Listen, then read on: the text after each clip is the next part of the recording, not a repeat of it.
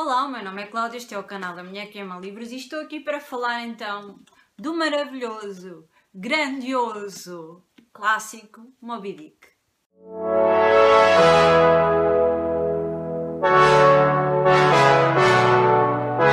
Eu li este livro porque criei o Clube dos Clássicos Vivos. Esse clube está no Goodreads, eu depois deixo o link aqui.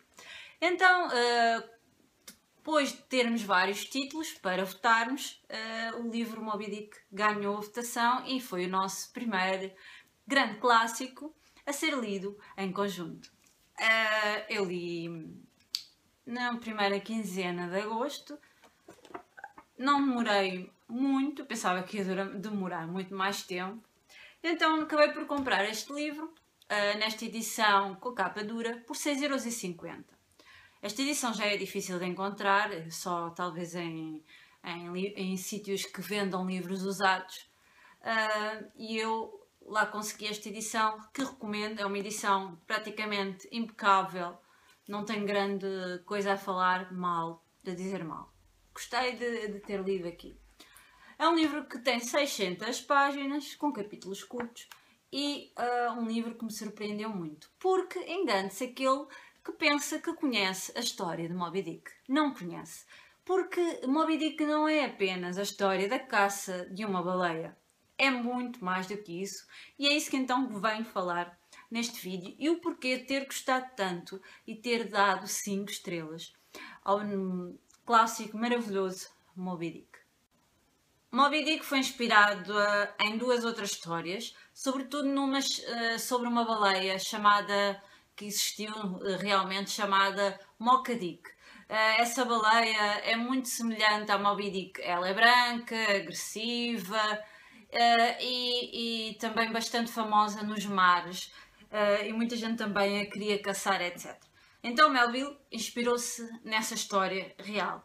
Este livro, para além de ser ficção, também tem muito de documentário, ou seja, tem aqui muitos factos da época relacionados com a navegação, a caça à baleia, a extração do óleo das baleias. Portanto, é um retrato fiel daquela época e também tem muito ficção, não é? Portanto, tem vários personagens fictícios em que, porque assim, o Melville também navegou em vários navios, então tinha conhecimento de causa, ele já tinha feito caça à baleia, ele sabia do que estava a falar quando falava das baleias no seu livro e foi retirando da sua experiência vários episódios que o inspiraram para escrever este livro. Naquela época, a baleia era vista como um sustento para a maior parte das famílias, através da extração do óleo. E neste livro, no Moby Dick, nós vamos ler vários episódios sobre esse processo todo, desde a morte da baleia até à extração desses óleos e tudo que era feito no navio durante esse processo. Essas partes são um pouco chatas, é verdade, mas eu achei interessante e para mim foi como conhecer um lado que eu desconhecia completamente, como é que eles faziam aquilo e qual era a necessidade de ir à caça da baleia. Não era apenas vamos matar baleias, não, era mais do que isso. Então, o livro Moby Dick é narrado pelo Ismael. O Ismael começa logo a dizer: chamem-me Ismael. Então esta frase é muito conhecida na literatura. Existem várias ideias em relação a esta frase. Simplesmente porque acham que o narrador pode não ser realmente Ismael. Ele quer que o tratem como Ismael. Até pode ser o próprio autor. Este livro ter muito de biográfico. Então, este livro tem 600 páginas. Os capítulos são curtos, eu acho que isso ajuda muito na leitura do livro, sobretudo até às páginas 350. Existe um ritmo fantástico de leitura até às páginas 350. A partir daí realmente quebra e é preciso muita força e muita fé para continuar a ler o livro. Mel vai contar então a história através do seu ponto de vista.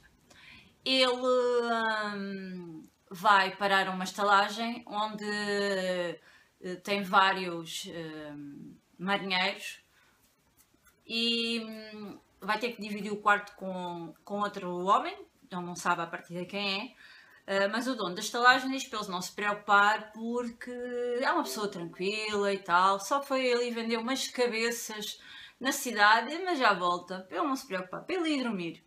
E ele vai. Só que quando se depara com o seu companheiro de quarto, ele fica assustado. É porque é simplesmente um dos melhores personagens deste livro.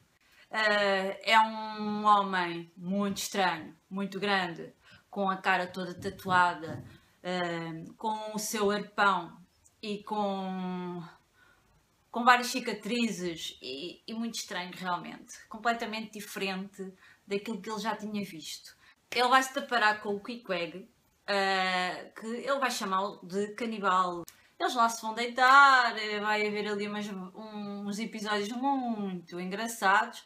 Eu ri muito, muito com aqueles episódios das noites deles e do dia seguinte. Foi muito bom, muito bom. Então, estava tudo com um bocadinho de receio de meter o Queequeg no navio, no pacote, mas lá acabam por ver que ele realmente tem jeito, é um bom arpoeiro, então eles vão para o navio, lá vão conhecer outros personagens, outros marinheiros, exato, e vão conhecer o grande Capitão Ahab. O Capitão Ahab no início é muito misterioso, nunca se sabe muito bem sobre ele. Sabemos que é uma pessoa arrogante, sem uma perna, com uma cicatriz e que tem apenas um objetivo na vida. Ele quer encontrar a Moby Dick e quer vingança. Sim, porque ele ficou sem a baleia, sem a perna por causa dessa baleia e ele quer vingar-se. É esse o objetivo. Então nós vamos ver aqui uma grande diferença entre o Ismael e o Capitão Ahab. Enquanto que um é muito calmo, o outro é muito agressivo. Enquanto um não pensa em vingança, pensa na vida, ele só pensa em vingança, só pensa em matar aquela baleia. Vamos conhecer outros personagens que eu considero muito interessantes. Existem ali episódios fantásticos, uns que eu ri muito mesmo. Por exemplo, tem lá um episódio com um cozinheiro que é... eu adoro aquele episódio, a sério. Vai-se desenrolar em relação a isso. Depois vamos ter muitos capítulos sobre a caça à baleia, a extração do óleo. E sim, são chatos. Vários tipos de baleias que o autor conhece. Várias técnicas. Essas partes são as mais chatas, mas eu acho que compensam em relação à grande obra que é Moby Dick. Sim, eu pelo menos não achei chatas e deu-me vontade de pular em alguns momentos, mas valeram realmente a pena, porque só completam ainda mais esta grande obra. Conforme vão existindo vários relatos, vários episódios, vários questionamentos por parte do Ismael, nós também vamos colocando algumas coisas em dúvida. Também vamos nos questionando, pelo menos aconteceu comigo. E depois tem momentos tão maravilhosos sobre o mar, sobre o mundo, sobre a vida e sobre as baleias, sobre a vontade, a fé, que eu fiquei encantada com a maior parte das passagens. Acho que há ali um quê de poesia, de beleza na narrativa. O livro questiona muito também a vingança. Isto do que é a vingança, do perseguir alguma coisa em que nós acreditamos que está certo. Então o narrador questiona muitas coisas e é interessante nós ouvirmos os seus pensamentos, lermos os seus pensamentos. Também é interessante ver como naquela época eles idealizavam um bocadinho como é que era o tamanho das baleias, etc. Porque eles não tinham a informação que nós temos agora, não é? Então as coisas eram bem diferentes do que a atualidade. Também é engraçado como o autor nos tenta convencer que a caça à baleia era muito importante e era vista como algo de grandioso. Ou seja, as pessoas que perseguiam baleias eram quase como heróis, e consideradas pessoas muito corajosas e importantes. Portanto, caçar a baleias era algo de muito, muito poderoso, digamos assim. Ele também questiona muito aquilo que se passa no mar e aquilo que se passa na terra e as diferenças entre eles. Eu gostei muito também desses. Alguns velhos naturalistas afirmam que todas as criaturas da terra saíram originalmente do mar. Existe aqui também no capítulo 65 uma excelente discussão sobre o regime alimentar. Ele questiona aqui muito se será assim tão mau comer baleia como se come carne de boi. Quais são realmente as diferenças? Então, acho também interessante essa discussão. Fala também sobre os direitos dos homens e as liberdades do mundo. O que são os direitos dos homens e as liberdades do mundo se não peixes livres? O que são as mentes e opiniões de todos os homens se não peixes livres? O que são os princípios da crença religiosa se não peixes livres? E o que são os verbalistas ostentosos e desonestos, as ideias dos pensadores se não peixes livres? E o que é o grande globo se não um peixe livre? E o que tu és, leitor, se não um peixe livre e um peixe capturado também? Não é fantástico? Fantástico! Ele escreve muito bem. É pena que ele não conseguiu o sucesso merecido, não é? Mas pronto. Este livro está sempre nas listas de 1001 livros para ler antes de morrer. Os melhores clássicos da literatura. Em relação ao final, eu não sabia muito bem o que esperar do final. Sabia que a vingança, com certeza, que não ia resultar em bem, que ia acontecer qualquer tragédia. E fico contente que... Eu gostei do final. Eu acho que aquele final é bastante marcante e transmite uma mensagem muito, muito importante e forte. Houve um momento em que eu me emocionei a ler este livro. Foi no capítulo 114. Onde se encontra o derradeiro porto de onde nunca mais levantaremos âncora. Onde se encontra escondido o pai da criança enjeitada. As nossas almas são como esses órfãos cujas mães solteiras morrem ao trazê-los ao mundo. O segredo da nossa paternidade repousa nos seus túmulos e precisamos de lá chegar para finalmente termos conhecimento dele. Onde é que é o nosso porto seguro? Onde é que nós nos sentimos bem? E nesta passagem, no capítulo 114, eu arrepiei-me, emocionei-me e achei incrível mesmo a forma como ele falou neste questionamento sobre a nossa alma, onde é que nós nos sentimos realmente num verdadeiro porto onde nunca mais levantaremos a âncora. Pelo aquilo que eu vi num vídeo sobre um homem que estudou muito sobre este clássico, ele fala na relação má que o Melville tinha com o seu pai. Então eu noto que aqui em algumas passagens existem momentos em que ele sente falta desse lado familiar, do abraço de pai. Mas pronto, mas só sou eu a pensar. E como estava a falar, aquele final surpreendeu-me e a baleia, claro, saiu vitoriosa, não é? E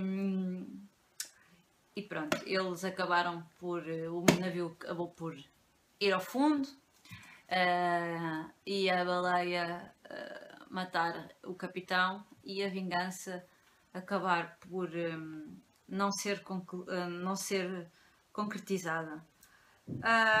É um livro que eu recomendo, sem restrições. É preciso estar num momento certo, num momento em que temos tempo para apreciar esta narrativa. É um clássico, não é um livro para ler a correr. É um livro com muitos questionamentos. Talvez até para voltar atrás e ler novamente o capítulo. Acho que não devemos ter medo da narrativa, porque é uma narrativa simples, não é nada complicada, mesmo nada, a sério. Os personagens são todos muito interessantes, são muito completos. Eu acho que, e fiquei com a sensação que o nosso narrador é menos presente do que o Capitão Ahab. Acho que ficamos a saber mais sobre o Ahab do que propriamente do Ismael.